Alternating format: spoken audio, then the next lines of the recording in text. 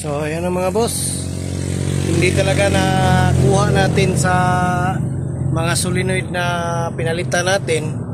So yan, binaklas natin yung pump 2 kasi yung pump 2 yung nagmamalfunction dito sa kanyang mga galaw. So ayan, pagkatanggal natin sa pump 2 mga boss, ito na yung nakita natin mga boss. Yan, may gas-gas po ang kanyang swatch plate, pati na rin po yung kanyang support. Yan po, yan yung gas-gas dito sa babaw mga boss. Yan mga boss. Tapos yung piston block naman mga boss, yan yung mga boss, naging problema kaya ayaw niyang mag-function ng maayos. So ito rin yung niya mga boss, valve plate. Yan. So ang pinaka-cause nito mga boss ay yung kulang yung laging naka-operation na kulang yung hydraulic oil, at saka ang hydraulic oil na ay napakadumi na rin mga boss. So kaya yan. So papakita natin to sa may-ari mga boss, tapos na lang natin mga boss, sasama na lang natin yung pump 1 para maging kumpleto na lahat. So ayan mga boss, stay tuned lang. So good day mga boss. So pangatlong araw na natin dito sa Matalam. So ayan mga boss, ito yung lumang cylinder block sa kanyang main pump, at saka ito naman yung ipapalit natin. So nirecon lang natin tong lumang piston block kasi okay pa naman. So ayan, so mag-assemble na tayo. So ayan mga boss, so stay tuned lang muna kayo para kita natin ang resulta ng ating trabaho ngayon. So ayan mga boss, ito yung mga cylinder block natin.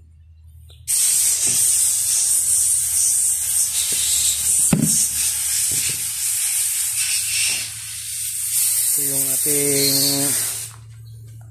valve plate. So ikakabit na natin mga boss. Ayan.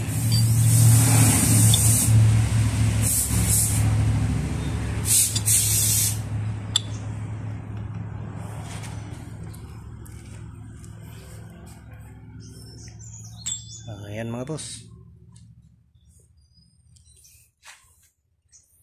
So ayan na mga boss, naisalpak na natin yung pump 1.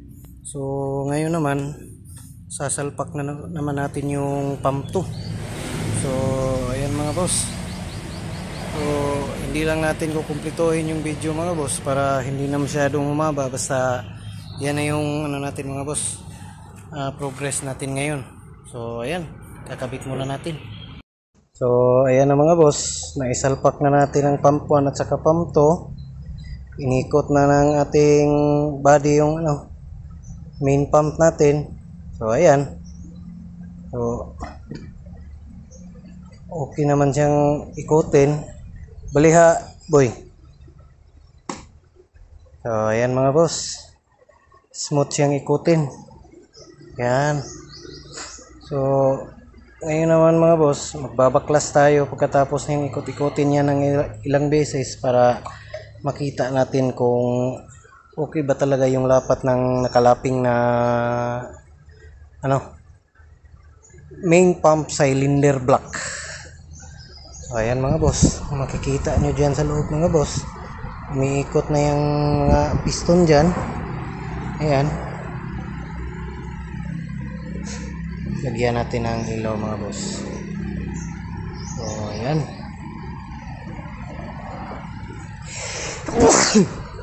Excuse me po. So ayan mga boss, medyo 80% na yung gawa natin. 80% na magiging okay ang resulta. So ayan mga boss,